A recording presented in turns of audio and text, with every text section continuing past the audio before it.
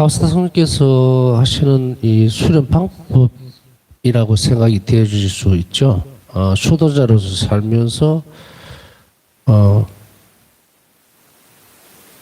좀 생소한 단어들을 많이 그렇게 접할 수도 있을 거예요. 왜냐하면 이성이다, 또 뭐 감성이다, 또 의지다 이런 말들이 어찌 보면은 생소할 수도 있습니다.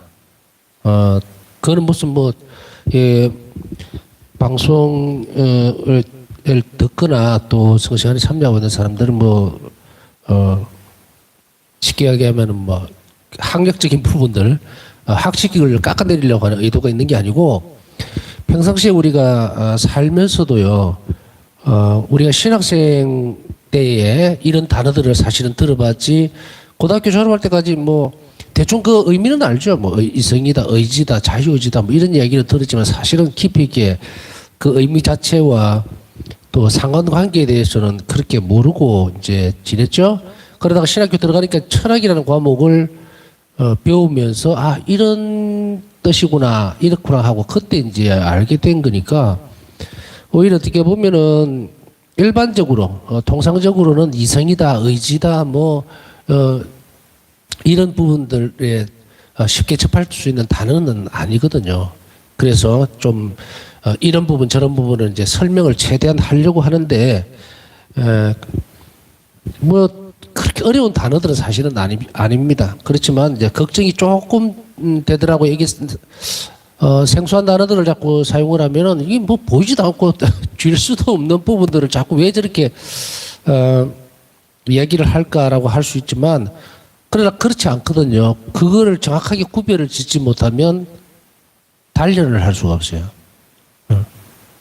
단련을 왜 합니까? 순수해지기 위해서고, 순수해진다는 것은 하나님과 일치를 위해서 필요한 거예요. 그렇기 때문에 우리가 성덕을 쌓는다, 혹은 완덕에 이르러야 된다, 또 덕성을 쌓는다, 수련을 한다, 이거는 다 같은 흐름은 같아요. 목적지가 하나이기 때문에. 그런데 그것에서 무작위로 막 할 수는 없어요. 어떻게 설명을 해주겠어요? 영혼을 단련하기 위해서는 어떤 단어를 쓰겠어요? 응? 높은 산에 올라가서 좋은 공기를 마셔야 된다, 이런 것도 아니잖아요. 그러니까 분명히 그 이외에도 하나님과 사람 사이에서 이루어질 수 있는 그런 방법들이 있을 것인데, 그것을 지금 우리는 이제 배웁니다. 예를 들면 본성이 자꾸 기울어지려고 하는데 이거 어떻게 할 것인가? 이것을 사회적으로 의미로 해석을 하면 이렇게 되겠죠. 내가 예를 들어서 자주 화가 나고 자주 이렇게 뭔가를 깊이 생각을 못하고 좀 어수선하고 이렇다 이러면은 여러분들 어디로 가겠어요? 당연히 병원을 가든지 혹은 사회적인 어떤 구조적으로 만들어져 있는 기관들을 가겠죠. 심리학적으로 상담을 한다든지 아니면 정신과에 가서 어떤 상담을 한다든지 이런 그 과가 이렇게 정해져 있죠. 그러나 그 정신과라고 해서 뭐랄까 좀 이상하다 이런 게 아니고, 정신적으로 스트레스를 받거나 우리가 육적인 것 이외에 활동하기가 힘든, 그러니까 육체적으로 사회생활이라든지 삶을 영위하기가 어려울 때에 보이지 않는 그 선이 있죠. 그거를 정신적인 부분이니까 정신과라고 하는 거거든요.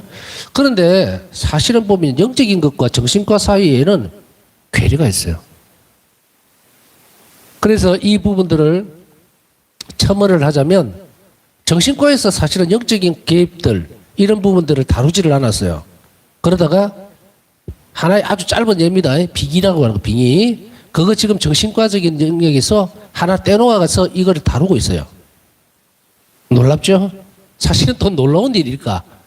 어떻게 보면 이런 부분들은, 영적인 부분들은 전부 교회가 떠맡아야 되는 부분들, 종교적인 영역에 속했고, 이제 육적인 관계, 육체와 정신의 관계에 따라오는 그런 의학적인 부분들은 또 이게 현대의학에서 이렇게 다루는 그런 영역이었거든요.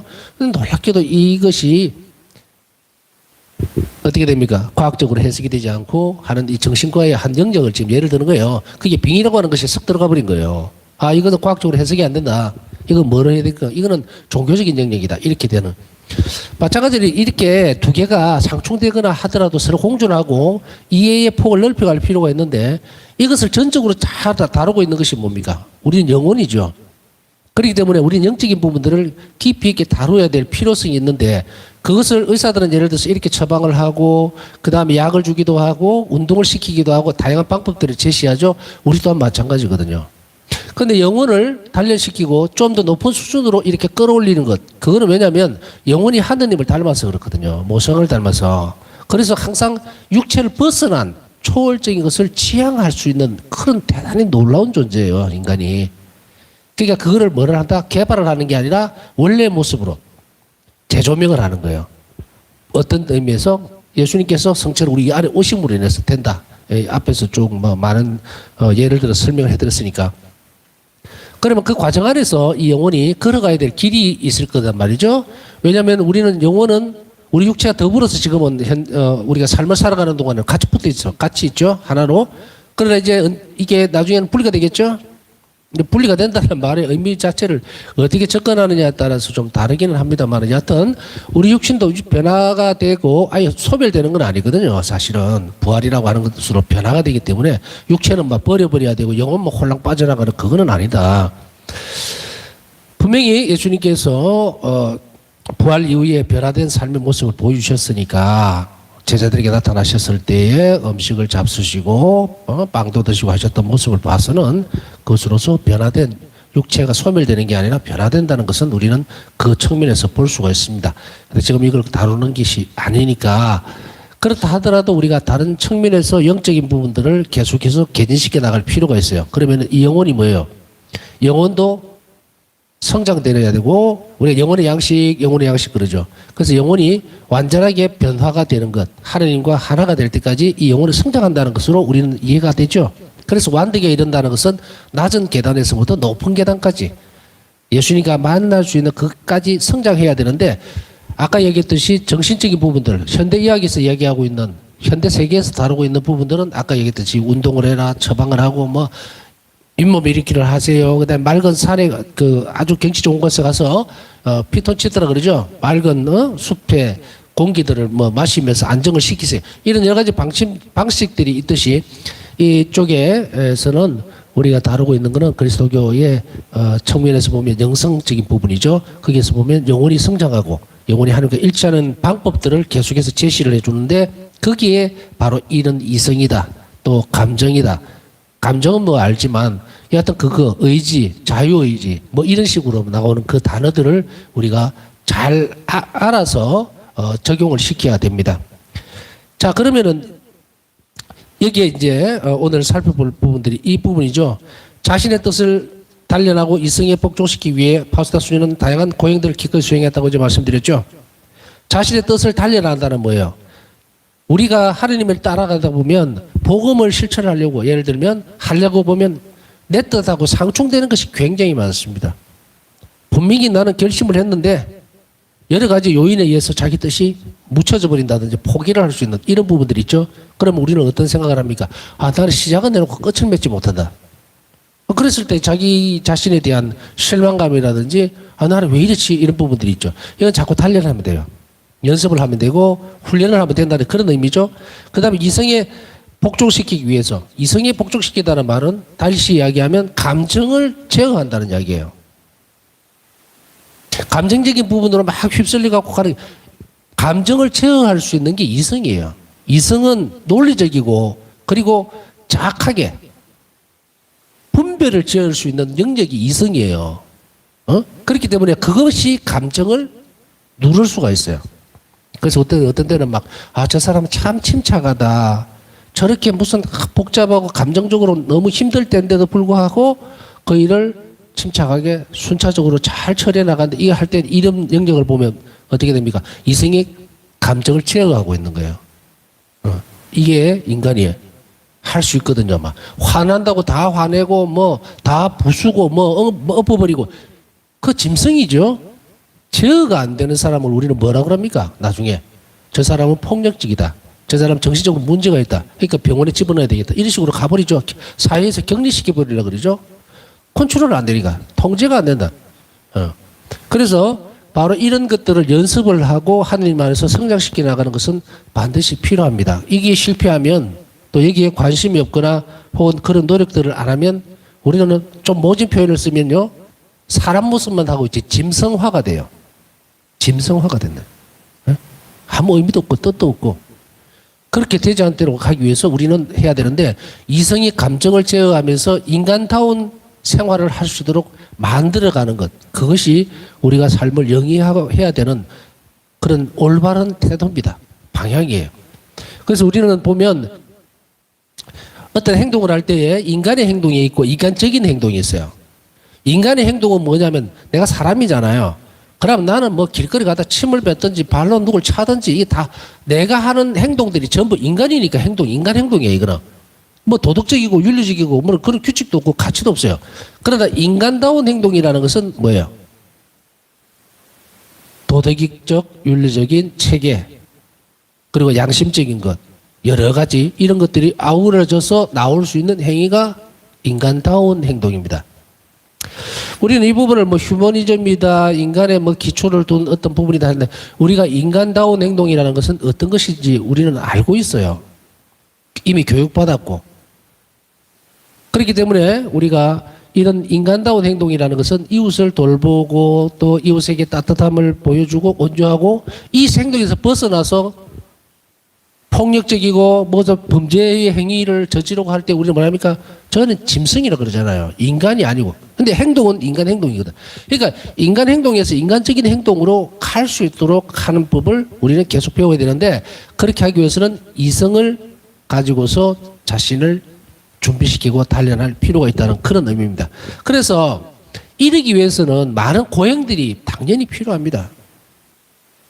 하나 예를 들어 볼까요? 어떤 사람이 사순시기가 됐어요. 사순시기가 되니까 나는 담배를 끊어야 되겠다. 또 혹은 나는 술을 끊어야 되겠다. 사순시기 동안 이렇게 결심을 하죠. 그거 왜 합니까? 내가 사순시기 동안에 왜 그걸 해요? 그거 좋잖아. 마시고 뭐 정신 잃을 정도로 재밌고 즐겁잖아요. 근데 그게 잘못됐다는 걸 알죠? 그러니까 나는 술만 먹으면 사람들에게 너무 피해를 주고 집에 가면은 막 정말 상황 자체를 어렵게 만들고 가정을 분열시키고 그런 게 이 사순시기에 예수님 참 고난 순환을 빌어서 이게 뭐냐 고행이죠. 그걸 조금 이렇게 십자가를 닮으려고 그걸 지면은 제어를 하면 다음에 내 삶이 좀 좋아지겠다지만 사실은 잘 보세요. 알코올 중독자가 술을 끊는다는 것은 그 자체가 십자가라고 생각을 해요. 고행이라고. 그런데 일반적으로 한번 놔두고 봅시다. 사람이 꼭 술을 먹어야 될 필요가 없는데도 불구하고 술을 먹다가 그걸 가지고 굳이 끊는다고 이렇게 하는 게 고행일까의 문제예요. 고행일까의 문제. 객관적으로 보면 고행이 아니에요. 그죠? 그게 왜 고행입니까? 당연히 해야 될 질서죠. 그것은 뒤집어 놓으면 어떤 식으로 갑니까? 자기 습관, 나 이러다가 정말 중독돼가 죽겠다. 건강이 너무 심각해져서 안 되겠다라고 하는 그 측면들.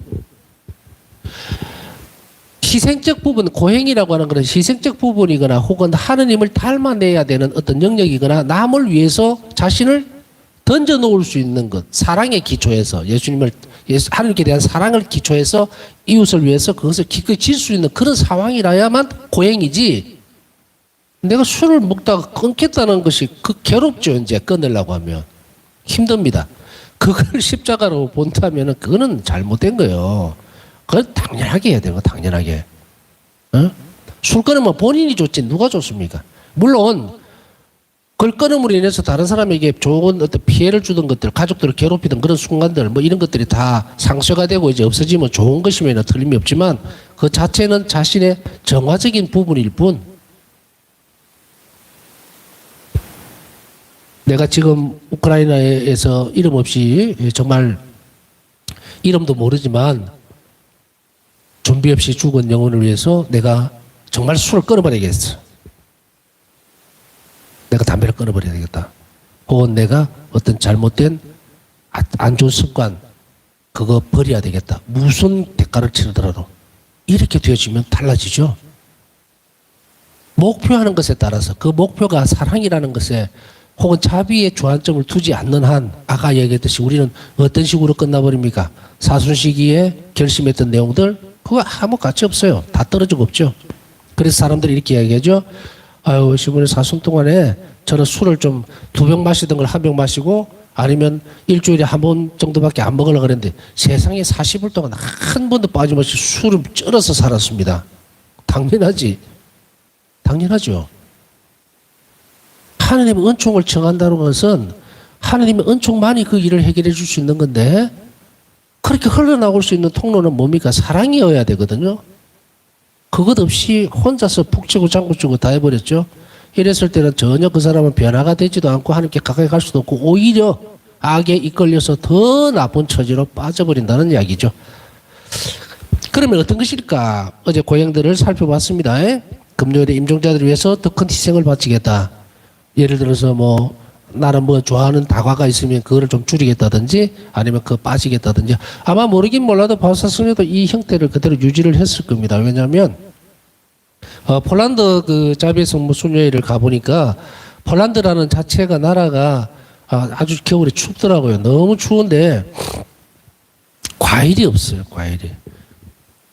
그래서 그 방문했을 때에 이제 수녀님들에게 떠나기 전에 이제 뭘 대접을 해드리려고 과일을 좀 사자 하고서 큰 마트를 이제 갔는데 그걸 쳐다보니까 우리나라 참 천국이에요. 천국. 내 허리 정도 오는 그 매대 이게 그 박스 같은 게 큰 나무로 짜진 게 있어요. 거기다 이제 과일을 담고 뭐 이렇게 전시해 놓는 거 있잖아요. 매장에 해 놓는데 그만한 크기 허리 정도 오는 크기가 멀리서 보니까 있더라고요. 그래서 보니까 뭐 사과 뭐 이래 붙었는데 그래서 사과로 기억을 하는데 저기 가서 사야 되겠다 하고 떡 갔더니 안 보여요. 이만큼 갔는데도 사과가 이렇게 보니까 바닥에 깔려 있어요. 사과. 그 정도로 야채, 채소라든지 뭐 과일이 부족한 곳이었는데 아마 그런 상황에서 바울사성녀가 했던 고행 중에 하나가 일기에 나오는 부분은 아닙니다. 미주 침략해 볼 때에 우리 입과 관련되어 있는 것도 상당히 중요하니까 아마도 식당에서라든지 혹은 자유시간에 다과시간에 어떤 당신이 좋아하시던 부분들을 끊는 것으로 인해서 안 먹고 절제함으로 인해서 희생을 바쳤을 수도 있겠다 하는 생각을 해봤습니다. 그게 별거 아닌 것 같지만 그렇지 않아요. 순영원에서 제가 왜 앞에 설명을 그렇게 들었냐면 순영원에서 예를 들면 과일 하나가 굉장히 귀합니다. 어려워요. 근데 그것을 안 먹겠다라고 결심을 하는 그런 것도 굉장히 큰 희생이고 고행입니다. 이럴 때에. 그것은 그냥 단순하게 내가 절제하기 위해서입니까? 아닙니다. 바울사성녀는 당신 자신을 단련시킨다는 것은 자신을 봉헌하겠다는 의미가 강하죠. 이웃을 위해서. 결국 예수님께 당신 자신의 어떤 이런 희생들을 봉헌하고 내 영혼을 맑게 만든다는 것은 예수님 마음에 드는 행위이고 그 맑아진 그 영혼 그리고 튼튼해지고 근실해진 그 영혼을 통해서 뭘 할 수 있습니까? 예수님은 수없이 많은 사람들을 구원하실 수가 있죠. 그러니까 우리 자신들의 영혼을 잘 단련하고 그리고 성장시킨다는 것은 예수님의 구원 사업의 가장 큰 협력자로서의 태도를 갖추는 것을 이야기합니다. 그래서 그거를 준비하고 튼튼하게 하기 위해서 이 부분들을 하는데요. 우리가 어떤 때는 너무 큰 고민이 있을 때는 식음을 전폐한다는 말이 있죠. 그죠? 근데 밥 먹을 거 다 먹어가면서 고민을 하는 것은 그거는 그 고민이 그렇게 크지 않다는 거예요. 본인으로서는 뭐 무슨 얘기를 하든지 간에 누가 보면은 절대로 아니죠. 그래서 곡기를 끊고 뭔가를 하겠다라고 했을 때는 그만큼 그게 큰 슬픔이고 혹은 큰 숙제라는 것을 또 그만큼 중요하다는 것을 의미를 하겠죠. 그래서 바로 이런 중요한 순간들, 이런 고행이 될 수 있는 또 가치가 있을 만한 그것이 향하는 곳이 무엇인지 그게 더 중요하다는 것을 우리는 이해를 해야 됩니다. 그래서 바울사성녀는 이런 방법 등을 통해서 고행을 했다는 것을 말씀을 드렸고 한 번 더 강조하는 이유가 뭐냐면 이런 방법들 내가 만일에 어떤 지향하는 바가 있고 했을 때는 반드시 뭐가 있어야 된다? 고행이 들어가야 돼요. 물론 미사를 봉헌하는 것도 중요하고 또 개인적인 기도도 중요하지만 조금 다른 모습 아까 그래서 고행이라는 걸 크게 찾을 필요는 없어요. 늘 나는 식사 후에 간식을 과일을 먹는 그런 습관이 들었고 그런 사람이 있고 또 그 과일 자체를 좋아하는 사람일 때는 한 번 정도는 참고 그걸 봉헌하는 것도 가장 큰 그것도 고행 중에 하나예요. 다음에 우리가 기회가 있을 때 배우게 되겠지만 그녀는 평범한 삶을 비범하게 만들었다라고 했을 때 그 비범함은 바로 평범한 거예요. 우리가 9일 기도에서 또 혹은 자매가 봉사하신 하나님의 기도서에서도 나오듯이 어떤 것을 예수님은 우리에게 원하고 계시는가? 가장 작은 일을 가장 큰 사랑으로 행하는 것. 작은 사과 하나를 내가 하나님께 봉헌하는 것. 그걸 큰 사랑으로 하게 되면 대단히 큰 상을 받을 수 있는 그런 일이 된다는 것을 우리가 기억을 해야 됩니다. 그 다음에 그녀는 혼란스러운 감정을 통제하는 법을 배웠다. 이 부분들을 한번 묵상하면서 혼란스러운 감정이라고 하는 것은 어떤 때는 그냥 확 밀려드는 것이 있어요. 어떤 혼란스러운 것이 있을 수 있을까요? 때때로는 이렇게 아침에 눈을 뜨거나 조금 시간이 이제 눈을 떠서 이렇게 움직이면서 이러는데 괜히 그냥 기분이 안 좋고 막 멍한 상태가 되어 있는 그런 경험들 하셨는지 모르겠어요. 이성적으로 이유를 찬찬히 따져보면 뭐 자고 이제 일어났는데 몸이 좀 찌뿌둥해서 그런다 뭐 그렇게도 할 수 있겠지만 감정적으로 이렇게 착 다운이 되어 있는 상태가 있을 수가 있어요. 이럴 때가 혼란스럽다. 이상하네. 뭔 일이도 없고 한데 왜 이렇게 혼란스러울까? 이것은 어둠에서 오는 것이기는 합니다. 분명히. 그러나 그 작업을 해놓은 것이 뭘까? 혼란스러운 거예요. 뚜렷한 의미도 없어요. 우리가 몸이 아파서 기분이 안 좋다 이런 것이 아니고 그냥 혼란스러운 거예요. 아침에 뭘 해야 될지도 잘 모르겠고 아마도 이와 유사한 그런 상태를 우리는 혼란스러운 상태라고 얘기를 할 수가 있습니다. 그녀는 이때에 이걸 통제하는 법을 배우는데요. 이성과 의지에 따라 의식적으로 자신의 넘치는 감정을 통제했다. 그녀는 일기에 이렇게 이루겠다. 고통을 기쁘게 견디는 일은 결코 쉬운 일이 아니다. 특히 부당하게 받는 고통은 더 그렇다. 억압된 본성은 반항한다.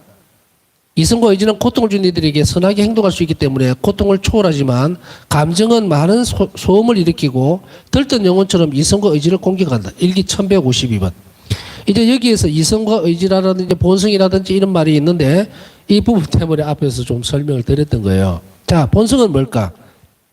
그것을 따라서 이걸 살펴보자는 것이기보다는 본성은 성향이에요. 원래 성향인데 이게 원죄 이후에 어떻게 됐다고? 악에 기울어져 버린다는 거죠. 왜? 하나님 자비를 안 믿었기 때문에 이게 출발점이었단 말이죠.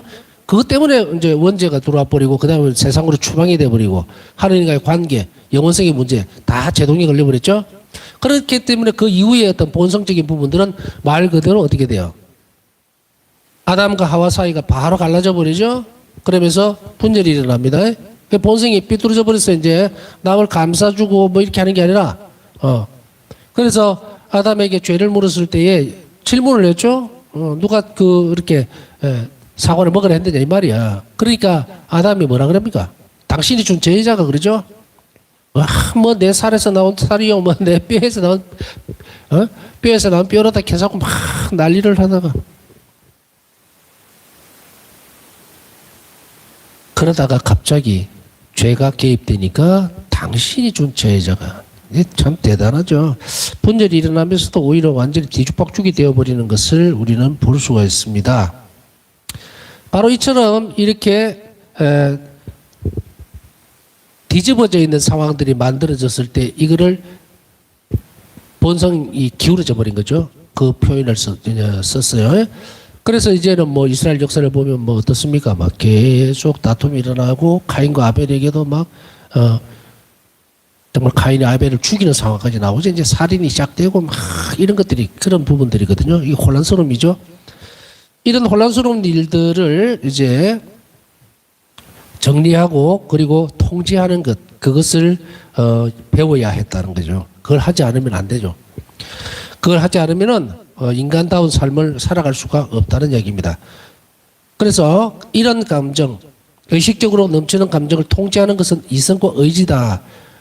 그래서 냉철하게 바라보고 그리고 의지적으로 흔들리지 않도록 밀어붙이는 것은 가능하단 말이에요. 모든 사람이 이성과 의지를 가지고 있어요. 근데 감정이 더 앞서는 사람이 있고 이성과 의지로 통제를 하는 사람이 있는데 이성과 의지가 감정을 통제하기 위해서는 많은 연습이 필요하고 그 연습을 위해서 말씀드렸던 고행이 반드시 있어야만 이 꽃이 펄린 망아지 같은 이 감정을 제어를 할 수가 있어요. 그래서 이성과 의지, 우리가 감정적인 감성의 기도가 있고 이성과 의지, 자유의지로 드리는 기도가 있는데 어떤 기도가 선행돼야 될 것인가? 낮은 단계에는 감성의 기도예요. 그저 기도하면 눈물이 줄줄줄 나고 성체를 영하면 정말 너무 감사하고 이러다가 어느 날 갑자기 땡 하고 그 감정들이 안 일어나면 어느 순간에 묵주기도도 안 하고 성체 조배도 안 하고 뭐 미사도 갔다 말았다 그러죠? 이 감성의 기도에서 이제 의지의 기도로 넘어가야 돼요. 의지의 상태로 넘어가야 돼요. 의지는 뭡니까? 부모가 자식이 부모를 순수하게 그냥 사랑하는 상태. 어떤 경우에도 이 부분을 얘기하는 거예요. 그래서 이때는 우리가 하느님께 대한 부분들이 감성적으로 감동을 주고 이런 건 아니라더라도 이성은 알아듣고 있고 마음은 받아들이고 있는 거예요. 그래서 신앙생활이 되어가는데 그런 어려움들, 하느님과 나와의 관계가 이게 분열이라기보다는 이게 단절이 돼 있을 때라도 불구하고 규칙과 규율을 사랑하면서 끊임없이 계속 갈 때 그 길 끝에 뭐다? 다음 단계가 나오는 거예요. 다음 단계가.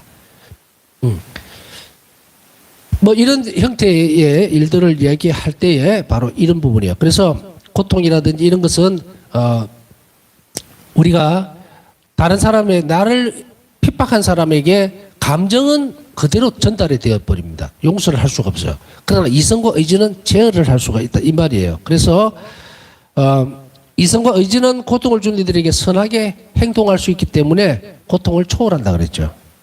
이성과 의지는 초월할 수 있어요. 왜? 이성과 의지는 하나님 안에서 변화가 되면 돼요. 여기에 그러면 우리가 이성과 의지가 어떻게 나한테 고통을 준 사람을 뛰어넘을 수 있을 것인가에 대한 문제는 답은 하나예요. 지금 여기에서 이야기하고 있는 이성과 의지는 성령으로 감화된 이성과 의지입니다. 그냥 내 자신이 가지고 있는 이성과 의지로는 고통이 오면요 주먹이 날아가지 절대로 못 참아내요. 통제가 안 됩니다. 여기에서 전제로 하고 있는 것은 성령에 감화된 이성과 의지를 이야기하는 거예요. 그래서 하느님의 도우심에 의해서 튼튼해져 있는 그 이성과 의지는 고통을 초월할 수 있고 자신에게 고통을 준 사람을 어떻게 한다? 감정적으로 대하지 않고 자비롭게 대할 수 있는 여건이 마련이 된다 이거예요. 그 다음에 공동체 생활에서 파스타 수녀는 항상 다른 사람을 먼저 배려하려고 노력했다. 이거는 우리에게도 꼭 필요합니다. 어떤 상황에서 우리 번난 공동체라든지 작은 공동체 안에서는 항상 다른 사람을 살펴보고 마치도 주인의 손놀림을 쳐다보는 하녀의 눈과 같이 매섭게 뭐가 필요한지를 잘 살펴보는 것. 이거 참 좋은 덕성이에요. 그 다음에 또한 그녀는 다른 사람의 말을 가로막거나 중단시키지 않으며 참을성 있게 경청하는 법을 배웠다. 남을 배려하려고 노력한 것과 남의 말을 잘 들어주려고 하는 이거 굉장히 중요한 덕성입니다. 덕성이에요. 해야해요. 이런 것들이 어우러져서 나중에 의탁의 태도가 나오고 자비의 태도가 완성이 됩니다. 그렇기 때문에 지금 당장이라도 우리가 할 수 있죠. 이제 내일이라도 나는 그래 다른 사람들에게 대한 배려가 좀 부족했어. 그러면 실행해야 됩니다. 그래야 성화가 돼요. 그 다음에 두 번째는 뭡니까? 저도 이거는 항상 부딪힐 수 있는 부분이고 많은 연습을 하고 있는 과정 중인데 말하기보다 듣는 것에 주의를 하는 것. 어떤 사람 보면 조금 듣고 굉장히 많은 말을 하는 경우가 있는데 사제로 살면서 좀 많이 들으려고 애를 쓰지만 사실은 말을 많이 하는 경우가 더 많아요.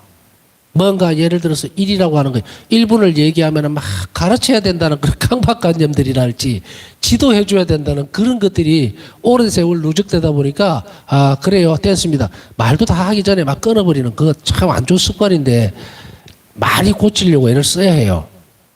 저도 많이 고쳤어요. 많이 고치고 또 더 고쳐야 되고 다 편할 때까지 말을 다 할 때까지 들어주는 것 그거 아주 중요한 이야기예요. 또 어떤 때는 그런 사람들 있죠. 한 번씩 이렇게 저도 그래요. 제가 이야기하고 있는데 저쪽 구석에서 보면은 뭐 이렇게 막 핸드폰 막 하는 거 보면 별로 그렇게 기분이 좋지는 않습니다. 근데 뭐 아직까지 덜 그거에서 그러느냐 하고 이해는 하고 넘어가려고는 합니다. 뭐 그것 때문에 화를 내겠습니까? 어쩌겠습니까? 내 말이 듣기 싫어서 뭐 그러는 건 아닐 거고 그게 뺏겨 있는 거예요. 정신이. 그래서 이런 그 집중을 하는 것들 이런 것들도 상당히 중요하고 아주 바람직한 행위입니다. 그 다음에 그녀는 자신의 호기심을 억제하며 자신이 알아야 할 필요가 없는 일에 대해서 질문을 하지 않았다. 일기 789번 참고하십시오. 이것도 뭐 여기 다 하여간에 다 실천해야 돼요. 굉장히 중요한 방법입니다. 이것이. 호기심을 억제할 것. 영적 성향. 다시 얘기하면 영성생활을 제대로 하려면요. 가장 조심할 것이 영적 호기심을 없애는 겁니다. 예? 막 이 기도회 갔다가 저런 데 갔다가 여 갔다가 막 기도회 또 뭐 기웃거리지 마세요. 참여를 하지 말라는 게 아니에요. 자기가 뭐 이렇게 시간 되고 또 여러 가지 여건이 돼서 뭐 이쪽 기도회도 가보고 무슨 어떤 액션 그런 데 다 가볼 수 있어요. 그런데 그곳에서 영적인 호기심을 채우려고는 다 하지 말아라. 우리 기도 생활에서도 중요한 실패를 하는 이유가 그겁니다. 어떤 감성적인 그런 부분들을 계속 기대하면서 갈 때에 어느 순간에 악이 낚아채버립니다. 그러니 우리는 이성적이고 의지적으로 하나님을 사랑하는 것이지 이 감성적으로 사랑 이거는 아주 첫 번째 낮은 단계의 사랑이에요. 그 다음에 이 부분도 참 잘 지적을 하고 있는 것 같아요. 필요가 없는 일에 대해서는 질문을 하지 마라. 말을 많이 하면 좋은 건 줄 아는데 쓸데없는 호기심이라든지 이런 걸 가질 필요가 없다. 그 다음에 그녀는 다른 사람들의 소임과 임무를 도와주면서 일상의 힘든 노동은 자신이 떠맡았다. 일기 65 참고하시면 되는데 여기서 이 일은 우리가 일기에서 한번 살펴봤죠. 소임과 임무를 도와주면서 다른 사람들의 일상의 힘든 노동은 자신이 떠맡도록 애를 쓰는 그런 부분들. 그래서 저 사람보다는 내가 더 힘든 일들을 자꾸 찾아 나서는 그런 것도 자신의 특성을 키워나가는 데 있어서 아주 중요한 부분입니다. 또한 그녀는 온유하고 참을성을 가질 수 있도록 자신을 단련하면서 다른 사람을 비난하거나 판단하는 일을 삼갔다. 일기 253번 참고하십시오. 온유하고 참을성을 가질 수 있도록 자신을 단련한다는 것은 뭐냐면 쓸데없는 호기심을 죽이는 것이고 영적 호기심에 관심을 가지지 않는 것 이런 것들이 계속해서 연습을 하면 다른 사람도 말을 많이 듣고 자신이 입을 단속을 하게 되는 거예요. 그러면 침묵의 무게감 그리고 침묵의 가치를 알게 될 때 그 사람은 어떻게 됩니까? 과묵하면서도 온유하게 되는 사람이 돼요. 또한 다른 사람을 비난하거나 판단하는 일을 하지 않았기 때문에 그 사람에게는 온유하고 참을성이 있게 됩니다. 왜? 참을성이 왜 있게 될까요? 다른 사람에 대해서 자꾸 얘기하려는 호기심이거든요. 그건 단순하게 침묵을 깼다, 수다스럽다 그걸 떠나서 영적으로 침묵을 지키지 못하면은 수다스러운 것을 뛰어넘어서 뭐가 됩니까? 자신의 영혼이 파괴가 됩니다. 갈라져 버려요. 시끄러운 곳에는 하나님이 있을 수가 없으니까. 그러면서도 동시에 어떤 일이 벌어집니까? 다른 사람을 비난하거나 판단하게 되면 죄를 짓게 되죠. 이것을 잘 단련하면은 온유하고 참을성을 키워나갈 수 있게 된다는 이야기. 그 길을 우리는 오늘 배웠습니다. 남은 시간 묵상하면서 오늘 이렇게 우리 영혼을 하나님께로 이끌어갈 수 있는 중요한 그런 길들을 가르쳐 주신 하나님께 감사하면서 그 길을 따라갈 수 있는 용기와 은총을 청하도록 합시다.